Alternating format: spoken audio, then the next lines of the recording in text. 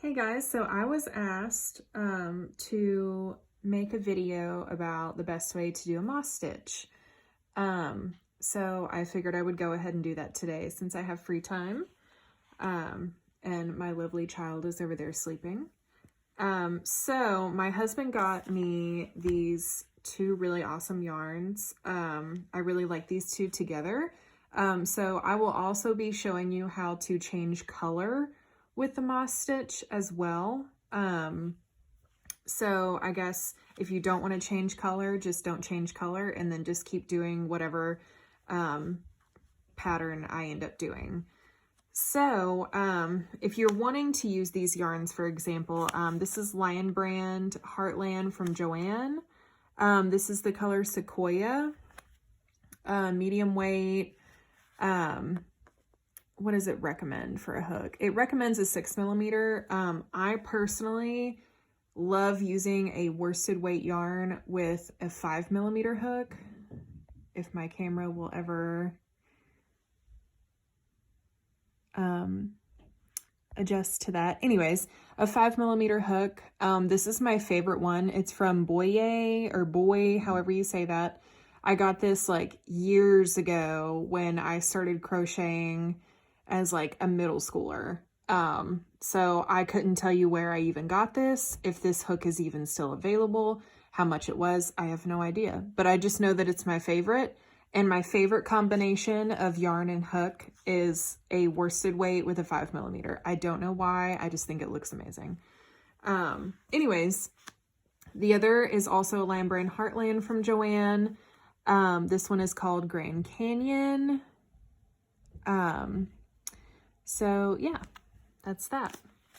And I am also going to recommend using stitch markers. If this is the first time you've done the moss stitch, I would definitely grab some stitch markers because the end of the row seems to be where the most confusion comes in. I know that when I was learning moss stitch, the end of the row kicked my butt because I could not figure out from a written pattern how to end the row, basically. So we're going to fix that problem today, and we're going to use stitch markers. So I am going to go ahead and start with my Grand Canyon color. Again, if you don't want to change colors in this, you absolutely do not have to. You can use the same color. I've also found that variegated yarns look really cool with a moss stitch, and the moss stitch is actually the stitch that you would use to color pool, which is really fun. I've only been able to successfully color pool one time, and if you have no idea what I'm talking about when I say that, I would highly recommend looking up some YouTube videos about it because it is really, really cool. And it saves you from having to change color. You can use one variegated yarn to kind of make the same color pattern all the way up, I guess is the best way to put that. Anyways, we're here to learn the moss stitch, not about color pooling. So with the moss stitch, you want to make a slip knot. If you guys have not seen this, I always like to wrap my yarn around my finger twice, pull the back one forward, pull the back one forward one more time, and then put it there, and then pull, and then boom, slip knot. I have no idea where I learned that. I just know it's in my head. So you want to chain any even number. That's the thing. Is a lot of patterns will say, oh, do a multiple of such and such plus 3 or this or that or whatever. No, just do an even number, whatever length you want to. Just keep in mind, whatever length you do, when you start putting stitches into the chain, it typically does make your chain just a tad bit longer. So if you end up chaining a 20-inch chain, it might end up being 21 inches or 22 inches by the time you're actually done putting stitches in. So just keep that in mind. So I decided I want to make a scarf with these two yarns, and I want them to change color. I like a neutral scarf. I don't like, you know, bright purples and neon greens and all that stuff for scarves personally. So, I decided to chain 40 here. 1, 2, 3, 4, 5, 6, 7, 8, 9, 10, 11, 12, 13, 14, 15, 16, 17, 18, 19, 20, 21, 22, 23, 24, 25, 26, 28, 29, 30, 31, 32, 33, 34, 35, 36, 7, 38, 39, and 40. So we have 40 here, and I am happy to measure this if you want an example of, you know, if you're wanting to copy this exactly, then we are right at 8 inches. So I guess you could say the chain gauge for this for 4 and a 5 is 8 inches per 40 chains. But that may change once we start putting stitches in. So let's get to that part. So you have your 40 chains. Now you want to count 4 stitches from the hook, and that's where we're going to put the first single crochet. 1, 2, 3, 4. So we're going to put just a single crochet into the 4th chain from the hook. And now is where we get to use our stitch markers. So the 3 chains that you skipped here that leave this kind of like funky chunk right here, put a stitch marker between the single crochet you made and that kind of chunky chain 3 right there. If you can see that well, that is in between the single crochet and the chain 3. So let's just leave that there for now. That's going to help us later when we come back to the other end of that. So you have your single crochet, chain 1.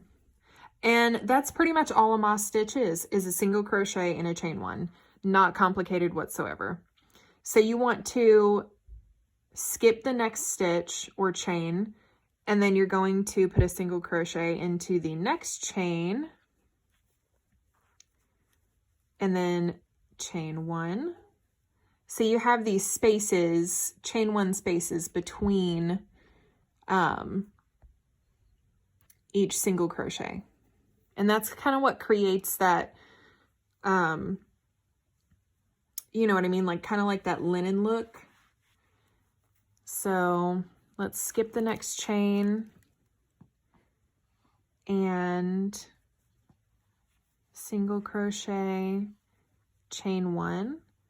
And now let's go ahead and single crochet chain 1 all the way across. Remember to skip the stitch after your single crochet as well.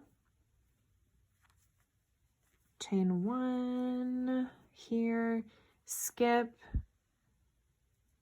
and then single crochet,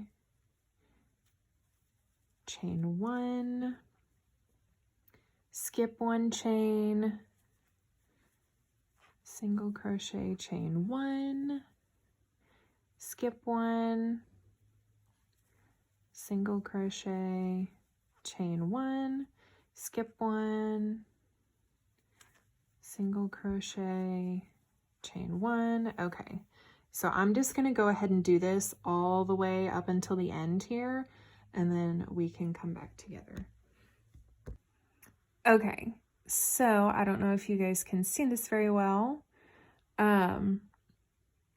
but we have our last 2 single crochets here, or chains, sorry. So here's our second to last single crochet. So we're going to skip that chain just like normal, and then the last chain we will put a single crochet. And now your habit now is to chain 1 and continue putting single crochets in. But what we want to do at the end of the row is actually chain 2. Now, I recommend putting a stitch marker around that chain 2 there. That will be important when we come back to the end of this row in a little while. So if we're changing colors, we're not going to change colors yet. This is just the way that I like to change colors with a moss stitch. Doesn't mean you have to. There's many ways to do it. So turn your work, and you've got that chain 2 here, the single crochet here, chain 1 space, single crochet. So we are going to single crochet into the chain 1 space, and then chain 1, and then go to the next chain 1 space and single crochet, chain 1. And you just want to keep doing that all the way down, single crochet in the chain 1 space, chain 1, single crochet in the chain 1 space, chain 1, and just keep doing that. And before you get to the end, I will meet you back all the way down here to show you what to do at the end. Okay, so we are kind of back towards the end of this row now. So we've got a single crochet here, a chain 1 space, a single crochet, and these weird funky chain 3 pieces that we marked at the beginning of our chain last time. So you'll want to single crochet in that last chain 1 space, and then chain 1. Oh, yeah, okay, there we go. And now you're like, okay, well now where's the chain 1 space to crochet into? That is going to be where this stitch marker is. Because if we didn't do that end, I mean, obviously we have leftover space here that would need to be filled. So let's take that out, and you're going to single crochet into that space between those leftover 3 chains that we didn't use and the single crochet that's right there. And see, I feel if you didn't mark that with a stitch marker, it would really confuse you as to what to do at the end here. So I highly recommend marking those at the end unless you're experienced with the moss stitch. I think those really help, because that was the biggest hurdle for me. Learning this stitch was figuring out, what do you do at the end of the row when there's not a chain 1 space left?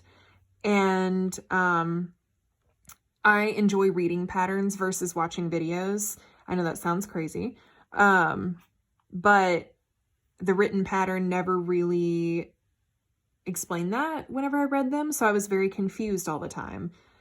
So so that was our last one, and at the end of this we want to chain 2, and then go ahead and just put that stitch marker back around that chain 2 to mark where you're going to put that last stitch. I think that's just super helpful. So now let's see, I've got 1, 2. Okay, so if you're not going to change color, do exactly what I just said and continue going back, turning your work, and putting your last single crochet in that stitch marker space. Then chain 2, turn, single crochet, chain 1 across, and then put it in this chain 2 space at the end. So if you did want to change color, stay with me. There are tons of millions of ways to change color in crochet, and this is a way that I learned using the mosaic stitch that I learned from AWCrochets on YouTube. All right, well, he's decided he wants to stay with us, which is fine. So anyways, we're at the end here. So if you're wanting to change color, I would do 2 rows of moss stitch and then change color, and I'll tell you why here in just a minute. So we want to put half a single crochet into that weird space between the single crochet and last chain 3 here. So you don't want to finish this. The next thing you would do is yarn over and pull through, but we're not going to do that. We're going to yarn over, grab the Sequoia yarn or whatever yarns, you know, you decided you wanted to use. Take your color B, and I like to leave a 4 to 6 inch tail to weave in at the end. So you have this here, and you're just going to kind of put this on your hook like that. And then you're going to finish the single crochet with that new color. And what this does is it makes the end of your single crochet in the other color even. And it looks like it's meant to be there. And then you want to chain 1 here. And you've kind of got a perfect color change here. So what we're going to do is chain 1 more, since this is the end of the row. So this is our chain 2 here. Put your stitch marker back in that, around that chain 2 area. We're going to turn, and yes, I am someone who likes to chain then turn. No debates here. And then you're going to find that next chain 1 space and put a single crochet there, and then chain 1. And I just feel like that creates such a nice clean color change between them. It's just really nice to me.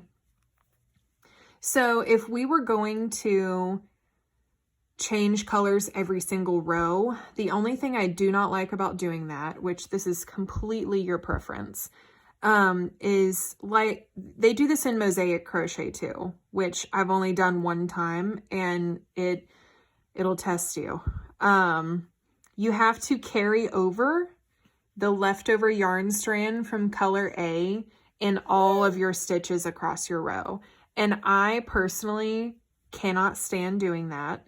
I think it takes more time, and I'm someone who likes to go fast when I crochet, or what I seem to be or think is fast anyways. So let's do some more single crochet chain 1s. And remember, these are still going in the chain 1 spaces. That does not change. So you're still just doing a single crochet chain 1.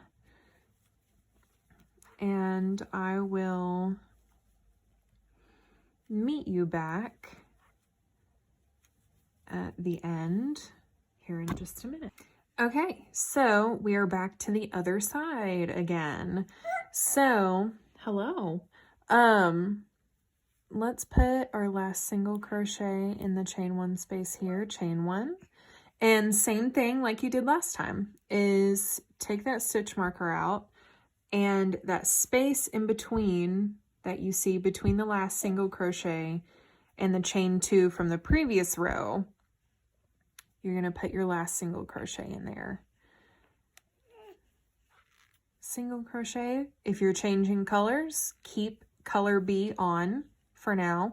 If you did not change color, then this is no different for you. So I've got a chain 1. We're going to want to chain 2 here. Put that stitch marker back around that chain 2 space. And, you know, if you end up understanding, you know, a few rows in where you need to put that last single crochet, you can just kind of leave out the stitch marker. I just think it helps me personally remember exactly where, and it keeps my number of stitches correct. So if you're following this exactly, you would have 37 stitches across, and that would be split between the single crochets and chain 1s. So the chain 1s for me count as a stitch, since they do still make a V over those. So what we want to do now is, just like before, single crochet into that chain 1 space next, and just keep doing that all the way across again. And so I will meet you back at the end again here in just a minute. Okay, so now we are back to where we were. So take the stitch marker out and place your last single crochet in that space between the chain 2 and the single crochet. And now, again, if you did not want to change color, that's what you would do. If you do want to change color, take that back out. And we're going to do the same thing that we did the first time we changed color, which is not finish your single crochet. And then look at that. Your new color is still right there, attached, and good to go. Now you just add that. Chain, ooh, too tight, chain 1, chain 2, there's that chain 2 space. We're going to turn, and you can kind of tug on that brown tail right there, and we're going to go all the way across again, and I'll meet you at the end. Okay, and we are back to the end again, and I think that just makes a really cool pattern when you do 2 rows and then change color. I kind of feel like it looks like a mouth, almost like teeth. I don't know. Is that weird? I don't know. Anyways, so last single crochet in the chain 1 space, and then take out the stitch marker. My son really wants to be part of this. And then the last single crochet. If you're changing colors, do another row with this color. Chain 2. And then turn and just continue like you've been doing until you get the length that you want. And yeah, it's that simple. It really is. And I have seen really cool color changes. I've seen people do a rainbow all the way up. And you can really use any size yarn you want for this stitch. I mean, I feel like it looks great with any of them. I've also made a Bernat blanket yarn beanie, actually, with not the moss stitch, but the knit stitch, which is very, very similar, but just a tad bit different. So if you'd want to know that next,